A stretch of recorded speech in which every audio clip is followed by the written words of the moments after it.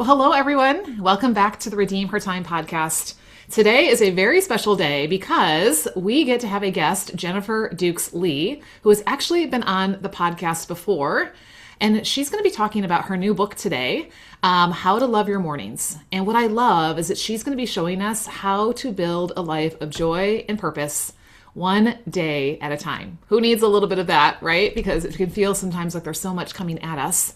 And so we're going to have a conversation around how to do that with a specific time of your day in your morning. So Jennifer, I'm excited to welcome you back to the Redeem Her Time podcast. You and I had a conversation back about a year and a half ago. I looked it up last night. It was episode 264, so I will link it in the show notes because I have referenced that episode so many times, including in line at Walgreens, literally like 2 weeks ago, talking to some ladies, because we talked about like, what is it time for in the different seasons of the year? Because you're a farmer's wife. And so you had watched the ground and watched like this, how do the laws of the harvest work? And how does the time of year work? And how does God put it all together? About your book, Growing Slow. And now you've got a new book. So I'm excited to have you back. So first, fill us in. What's been going on in your world since we talked last? And then we'll dive into this new work that you have coming out. Well, I'm still on the Iowa farm, the fifth generation Lee family farm. So some things haven't changed. Yeah. Scott is still eager to get into the fields, just like he is every spring. I am still writing and speaking and enjoying that work. Even last time that we talked, I was an empty nester, but I feel like the birds have flown farther and farther away. Yes, I have I one hear it. daughter. Yeah, I have one daughter who is in full-time mission and ministry work in Indonesia. Oh, And far. our other daughter graduated from Iowa State, then went to Cambridge in England, which was far away, graduated, Yes. and now she's at Yale. So at least she's in the same country. Right? Not the same time zone, but we can deal with the same So country, we can right? say, yes, that's exactly right. Yeah, 'tis the season, right? And then there's just, a different kind of role that we play in their lives. And then That's right. obviously it creates some space and bandwidth for the work that God has called us to do. So in case women weren't here a year and a half ago to hear more of your story about what you do, tell us a little bit about the work you do. Specifically, how has God called you to serve women through both writing and teaching? Mhm. Anything you want to share about that journey and why it's a passion for you, we'd love to hear. Yes. So I started in the news business. I was a newspaper reporter for a lot of years. And the last assignment I had was in Des Moines, Iowa, at the Des Moines Register. I covered politics. Hmm. Exciting to cover politics in Iowa because we've historically had the first in the nation caucuses. So I enjoyed it. I'm kind of a political junkie. I'm kind of a news junkie. I like to stay informed, but hopefully not obsessed Right. There's a with the delicate news. balance there. That's right. Yep. Yep. But my husband and I decided to move back to the farm for a different pace of life that we felt like we were just really having a hard time sort of keeping up with that pace, especially at a time when we wanted to build a family. And a lot of people were like, "What in the world are you doing? You're throwing away your potential." But we found that this was a great place to grow our careers, to grow our family, to grow crops, and to grow our faith. So it's gone fast. Like now the kids are grown, they're out of the house, and here we are on this farm all by ourselves. Yeah. And I am a speaker and a writer. I was a news reporter, but now I say I only cover the good news. I love That mean it. the good news of Jesus. So I've been writing books since 2014 and Bible studies as well. And on top of that, this is a less public part of my business. I am an acquisitions editor for Bethany House Publishers, which is a division of Baker Publishing Group.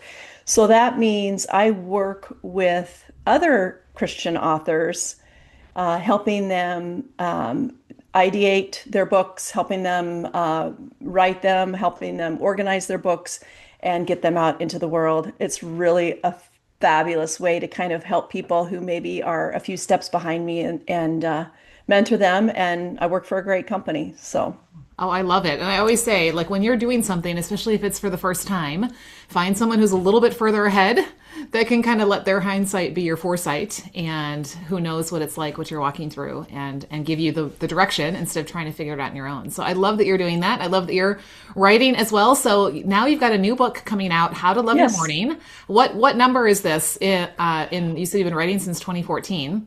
Yeah. So if you count up the journal and the Bible studies, I think this is number 9. Okay. Okay. Yeah. And this one is more like a Bible study. Is that There's right? both. I It's have a book both. and a Bible study. So Okay. there's a regular trade book that you could just do alone, and it takes you through a lot of mornings of scripture, a lot of personal stories, a lot of practical ideas, and helps you actually customize a morning ritual.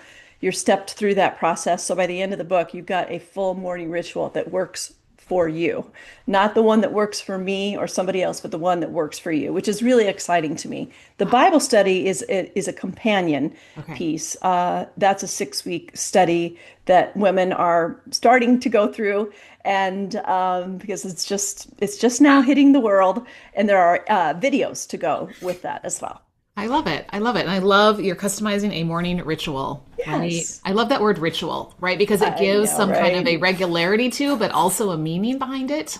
Yep. And it doesn't feel so confined, like this has to be this rigid structure that I have to fit inside. So speaking of the Bible, rumor has it you studied over 200 mornings in the Bible. Who knew there were that many? I mean, I'm I sure we know. read that word all the time, and I never even, as a time coach, even stopped to look for that. So I'm really going to be curious about this because you said you discovered something that blew your mind. So do you mind Yes. sharing? What did you discover when you studied those 200 mornings in the Bible? Yeah, so just to back up a little bit and talk about what I found, I was like you, where like my mind and my like my eyes just sort of skipped over it. Like it was just sort of a word. It was a passage of time. It's like, okay, new day, now what in the Bible?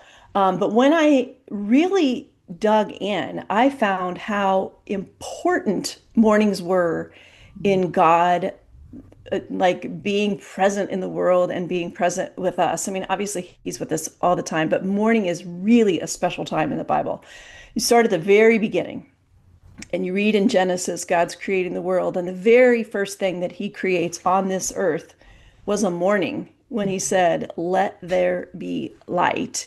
You move through the Old Testament and you see all of the ways that like hard things that people had to do, like Abraham very early in the morning set off with his son. I mean, that was not easy. That was not easy business. A lot of us have hard things to do in the morning, like early in the morning. Abraham had to get going because that's what God called him to do. We see God's provision in the morning when we look at manna showing up in the morning on the ground for people. We see Jacob in the morning waking up with a limp and a blessing. Like God's blessings come to us in the morning, even if we feel like we're sort of limping along. We get to the New Testament, and there's all kinds of powerful mornings there too. One of them is crucifixion morning. So if you're facing hard mornings, there's a story for that too. And resurrection morning. It all hinges on that particular morning. And then you fast forward all the way to Revelation and you see Jesus as the bright morning star over and over Mm. again. And in places like Lamentations, where you quoted this verse earlier, that his mercies are new every Yeah. morning. In Psalm 30, verse 5, where we read that weeping may last for the night, but joy comes in the morning. And I don't know about you, but I need those promises. I need to know that God's working in the morning, and I also need to know that he has certain promises that greet us as soon as I wake up. So the shocking or surprising thing is how important mornings are to God. Like God has a soft spot for mornings. God is a morning person. And because Mm. we are made in his image, we are morning people too, which I know Oh. sounds shocking to Ooh. people. Yeah, let's dive into that a little bit because, I mean, we are, my listeners are in different ages and stages of life. A lot of us are midlife, right? So we're not in this, I've got itty bitties at home. They're probably like you, starting to leave the nest or moving a little bit further and stuff like that. And we're wearing a lot of hats. And one of them is running a business alongside, all the other roles that we play and things like that. So why do you think Christian women who are in all these different stages need this kind of message, especially in our world today? Yeah, I think at every age and stage of life, we have different opportunities with our morning and we have different challenges. And in fact, I have in the back of the book guides, morning guides for those various stages, because you think like, well, as soon as I get to this stage, mornings are going to be different. And then Yeah. there's new challenges along the way. So I have like a professional women's guide to mornings. I've got stay-at-home mom's guide, Mm. retirees, empty nesters, widows, college girls. Like it was so important to basically answer the question that you're answering is like why, why does all of this matter? And this is what I know to be true with all that is within me. Like morning is one of the most natural places to begin living out God's Mm. invitation to draw near to Him. He says that we can draw near to Him at any time of the day. He desires that. But morning is one of the most natural places to begin living that out. As soon as our eyes open, when you meet with God at the front end of your day, the rest of your day Mm. automatically has to level up to meet God. And when I Mm. say that, what I mean is that in the morning, you've got this incredible opportunity to set your tone, to set your daily intentions and expectations around the heart of God. Yeah. And then for the remainder of your day, the best things that happen in your life are made even better purely by you having developed a morning awareness that the blessings that come your way aren't just by chance, they're from God.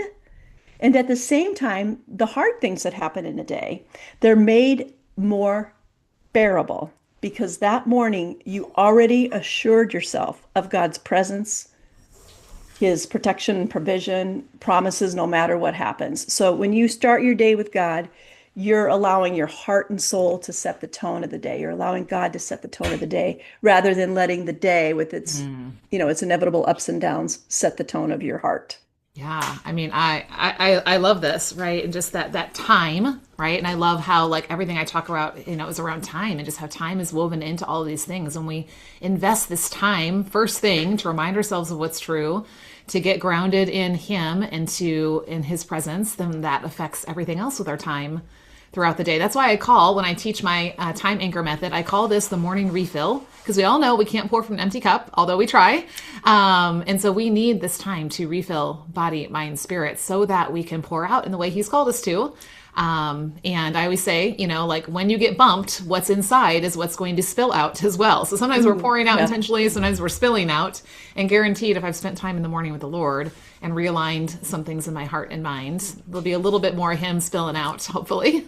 That's so good. Yeah, than that. So, okay, well, let's take this back to that bold claim you made a minute ago that everyone is a morning person. Because I know there are some people listening right now going, but Jennifer, I am allergic to mornings. I am not a morning person. So, like, tell us why you think that everyone is a morning person. And I love how you were tying it into God being a morning person. That's exactly right. So obviously that's the most important piece of it, but it probably um, requires a little unpacking because we've come to a certain assumption about what morning people are. Mm. We all have chronotypes. That is the time that we are naturally going to wake up. So we might be a night owl. We stay up past 10:30, maybe even much, much later. Or we're an early bird. We like to get up, at 5 or whatever we think that is. But you can actually take a test to determine what your chronotype is. It turns out that about 40% of people are these early bird morning larks, Okay. 30% are night owls, and 30% of us are actually day types. So we're not really, we're Interesting. just kind of falling in the middle. I'm probably really a day type. I'm right on the edge. So then it would stand to reason then, like, I shouldn't say I'm a morning person because but you just don't base it on your chronotype. It, Mm. it is not about when you go to bed or when you wake up. It is not a clock thing. Yeah. It is Ooh. a God thing. Yeah. Say So that again. Not a clock thing. It's a it's God a thing. God Girls, thing. you're writing that down because I am too. Yes. And I think it's just like, what is your morning? What time do you wake up? The way to be a morning person is to wake up and say, okay, God, I invite you into this day. I Mm. set my expectations and my intentions around you. I want you to help me set the tone of this day, come what may. Most of us have a lot of chaotic mornings. Most of us feel overwhelmed by something or other, either in our home or things that are happening in the world or that we know are going to be facing us at the office. So it's on us to be able to like take control of that morning and have God take our thoughts captive before other things come in. And when we do that, when that's our desire, even if it doesn't look perfectly, but when it's our desire to do those things, that makes us morning people. When we call ourselves non-morning people, we are waking up to the day already defeated. Oh, okay. We just, before we even begin. But when you begin to believe that you're a morning person, you're not just claiming a label. Mm. You're setting the trajectory for how you want to live the rest of the day. That you're aligning your life with God's renewing work.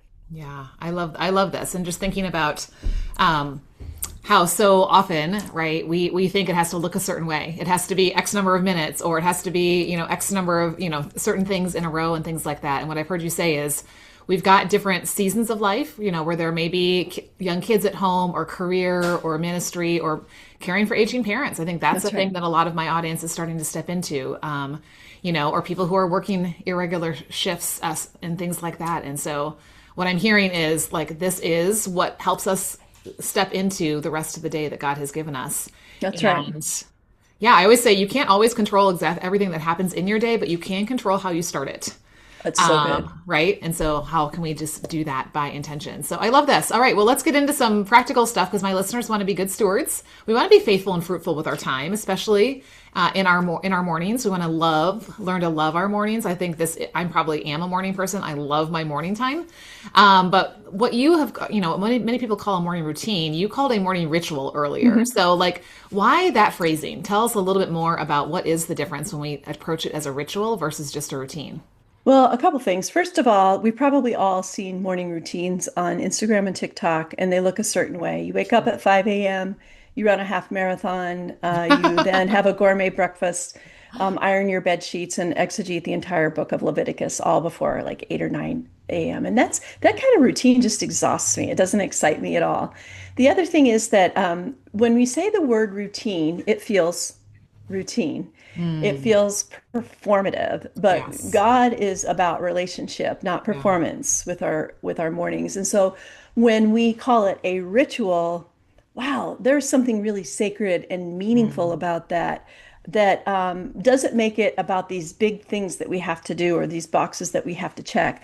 A ritual can be very small. You mm, just look to the church and see how small things create kind of holiness, like lighting a candle. I mean, that's something that's been done in church over centuries. And that's those little things like that create something that feels like a ritual. Like maybe you were in a church tradition where bowed down or, lowered your head in prayer. I'm not saying you have to do these things in your morning routine. What I am saying, those things automatically imbue it with mm, meaning and a holiness. And we can borrow those kind of ritualistic, not legalistic, but mm. ritualistic Yeah. pieces and put into our lives just by simply declaring, this is my morning ritual. This is my coffee ritual. Mm. This is my prayer ritual. This is my get in the car and drive to work ritual. Like deciding these are the things that I'm going to do to set my heart and my mind in the right place before I walk through the doors of my company. Yeah, I love that. And you're right. I think it is this sacred thing. And there's something that's like marking this moment in time and bringing our presence to it. Like you said, lighting a candle or even grabbing a cup of coffee or Right. sitting in your favorite chair with your, cozy blanket when it's those seasons, or maybe on your front porch when it's a different season. It just kind That's of, right. it brings you into the sacredness and the presence of that time. And answering the question we talk about here all the time on our podcast is, what is it time for?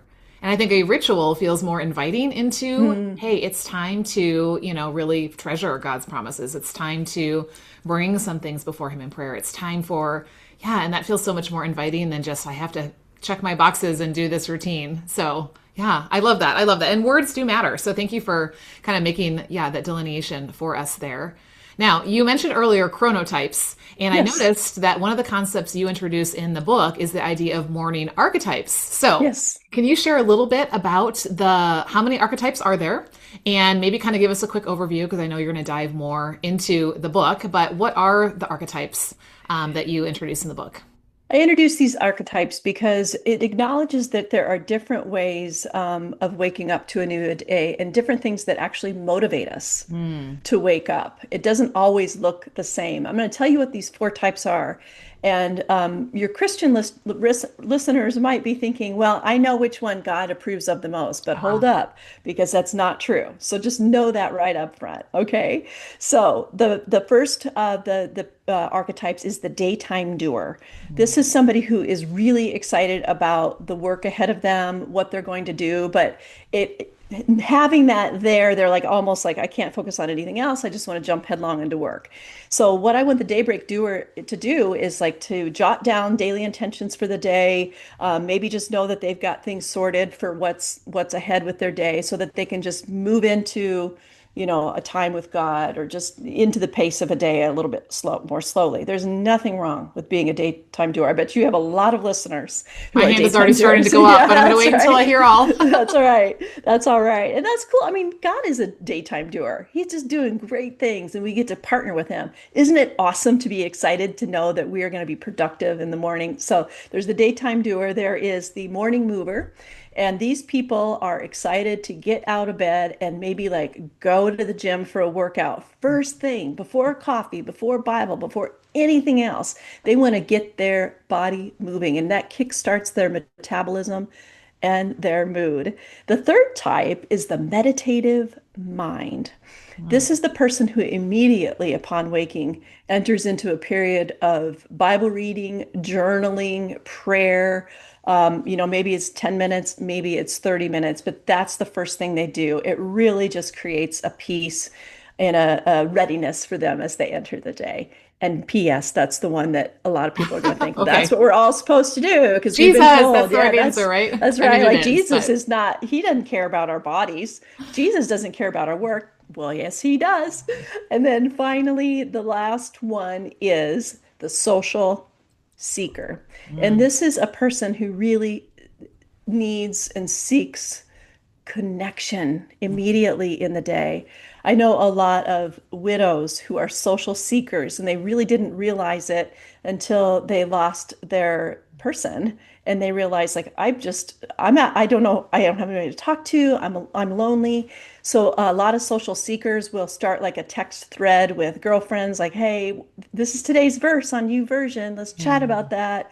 A lot of children are social seekers. If you've ever had a kid who kind of bounds out of their bedroom and they have had like stories like stored up in their mind for an intolerable number of hours, and they need to like tell get it, it out. they need hugs. But adults, children, like we all have these types. And why it's important is that if when you're building your customizable morning ritual, when you put an activity from your archetype at the very top, that's going to motivate you to wake up, Mm, to know okay. like this is what is going to greet me with this day. And then you can move into the other healthy spiritual practices and the other bodily practices like taking your meds, moving your body maybe a little bit in the morning, eating good food, something that fills you up with nutrition. So there's all kinds of things that make a healthy morning routine.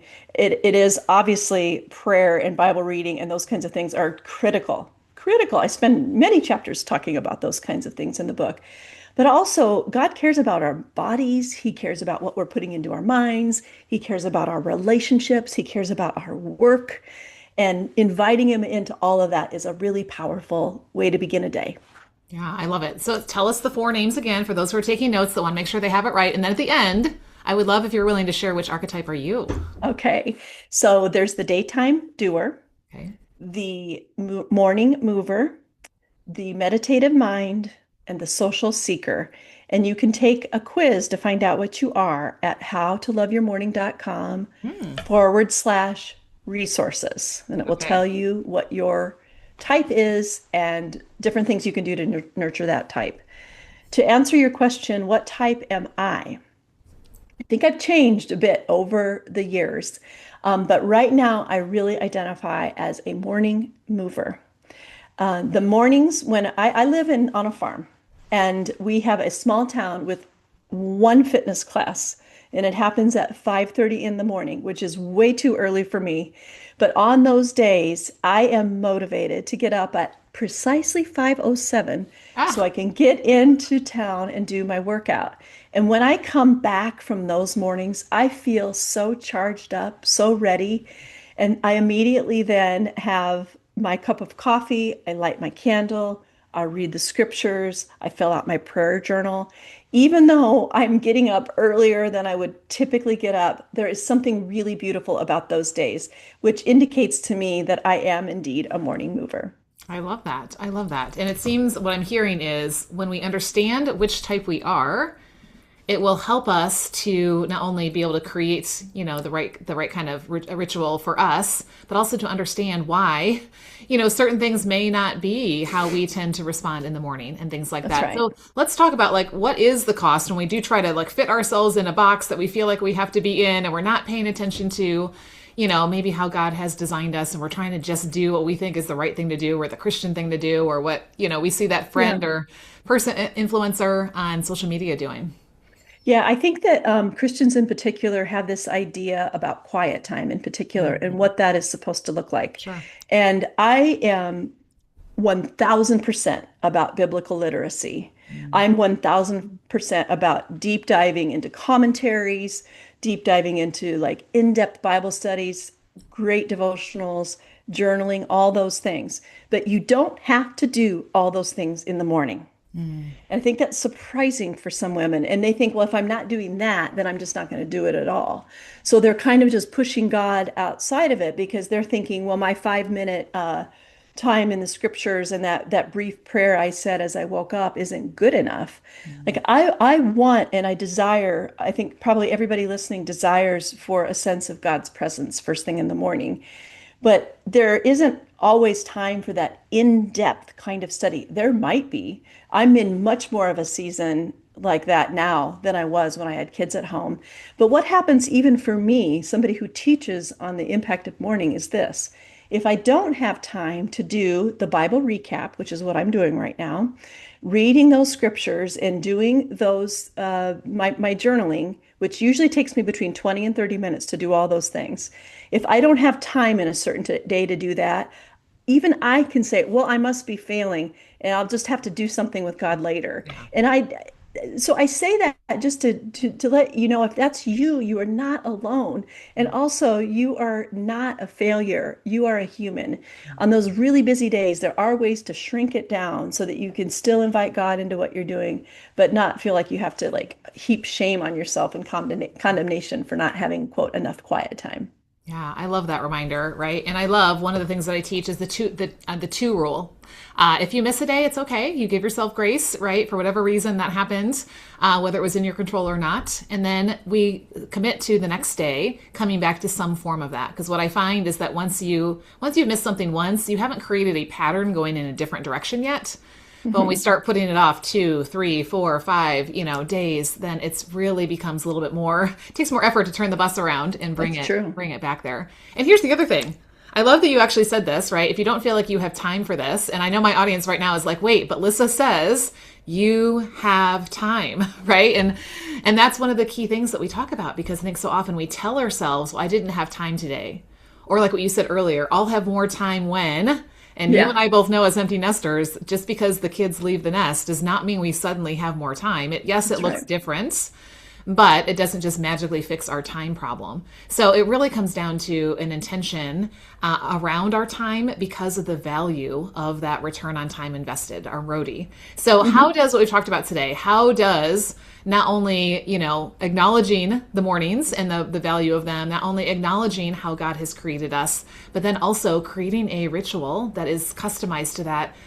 We've kind of touched on this already, but like let's just kind of pull it together of how does it affect our time and that return on time invested, especially as business owners, business owners who are, yeah, walking through a lot of things with the time that we have in our day.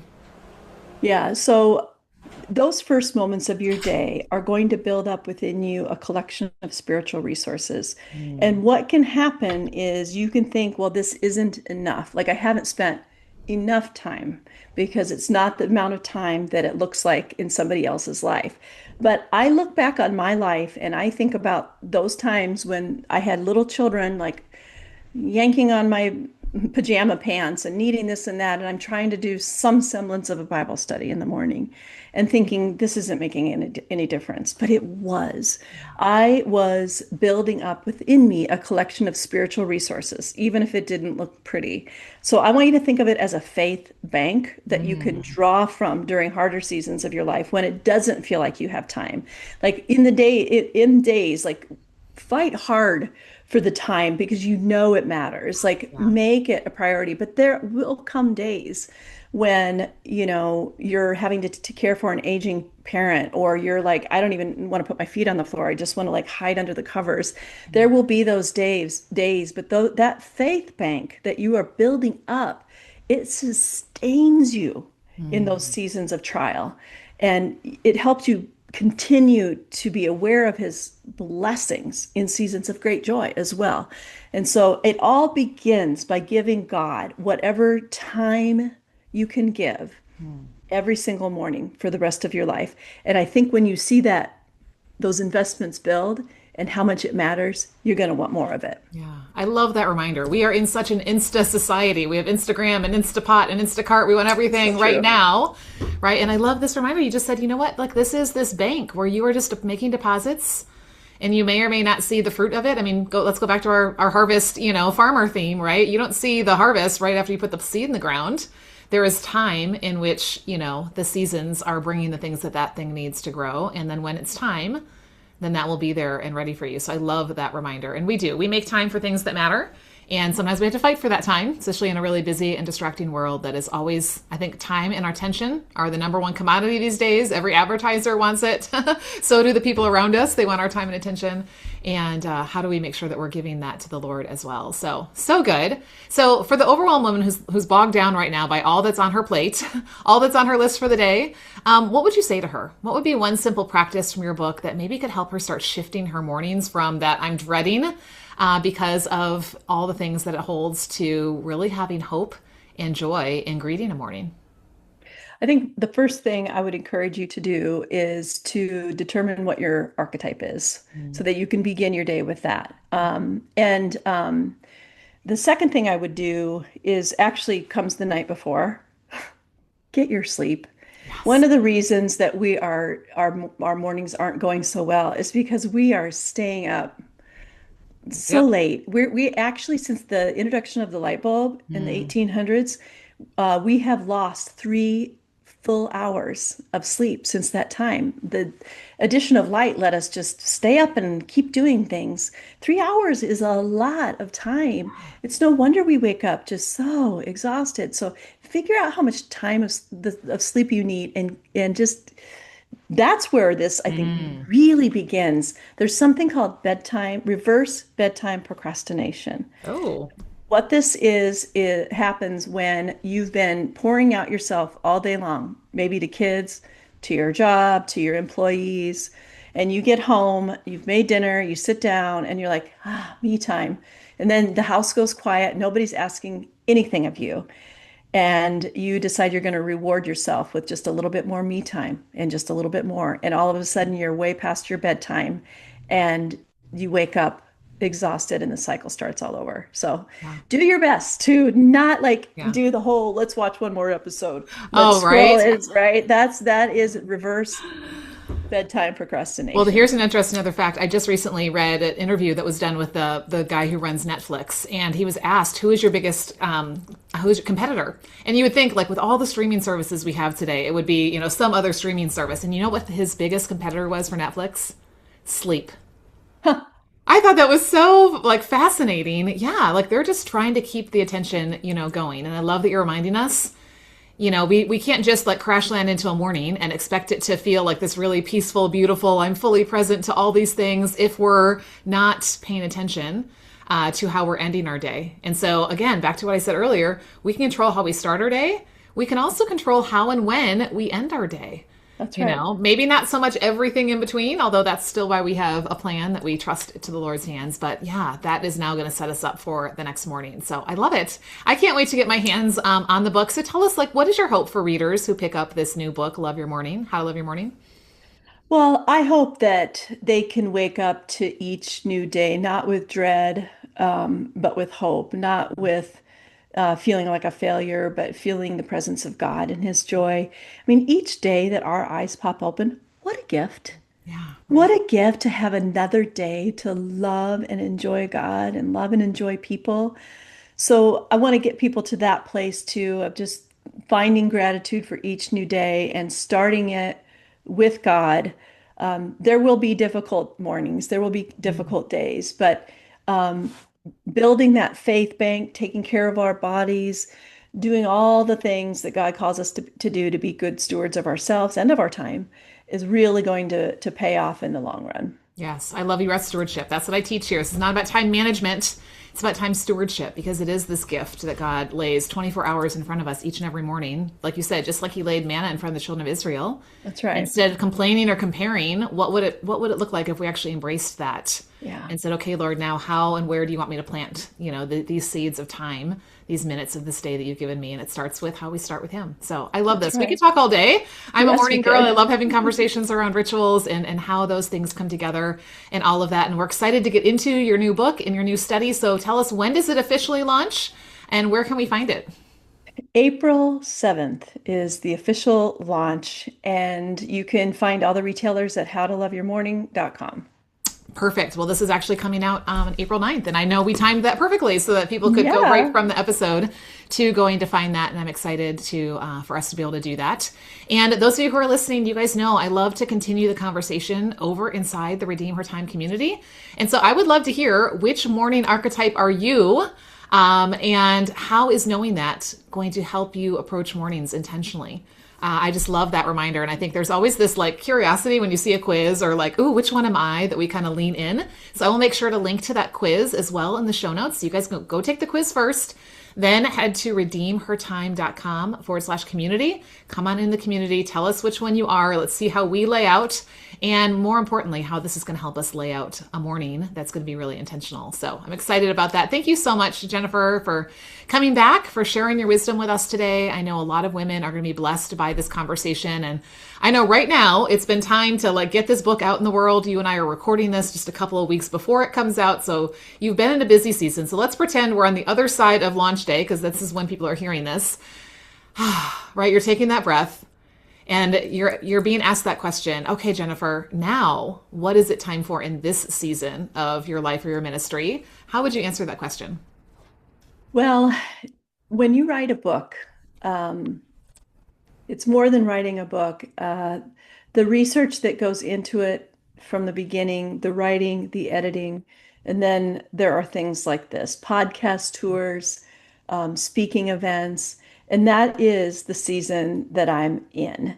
Um, I think it surprises people how much it takes to launch a book. Just as you talk about stewardship, I want to be a good steward of the message that God has given me in this season. I'm really excited about it. I wrote the book, but now it's time to get the word out there. But something that I always told myself in my growing slow era, which I still live that, but when I was promoting that book, I often told people there's never an end to the work, but there Hmm. has to be an end to the day. Oh, And I am living that now. I say goodnight to the office when I have an end time for my work, and the work is still there. I don't have everything done, but I know I have to say goodnight to the office. So I literally say it out loud. Good night to the office. I yeah. close the light because my office is in my house, and I shut the door and I don't come back in until morning. Yeah. Yeah, what a beautiful ritual of just, okay, I can feel good about whatever I did, whether it was That's what, right. whether it felt like enough or not, and trust that God can multiply those seeds that have been planted and now be refilled in other ways. So I love this. Thank you so much for not only doing the work in writing this book, but also coming on today and sharing your heart with us. I'm excited for this message to get into the hands of so many women. So if you guys are listening, if this has inspired you, whether you thought you were a morning person coming into this conversation or not, and you are thinking of a friend who you have this conversation with, please share this episode with her. She may very well need to hear what it really means to be a morning person. And that's how we're reflecting God's image. And it just may look different for us as different types of people or different seasons of life. And Jennifer's given us a great resource to embrace that. So share this episode out with her as well. And yeah, yeah, let's love our mornings together. So thanks so much, Jennifer. We'll look forward to having you Thank the you. next time. Let us know when you've got a new project coming out. Thank you.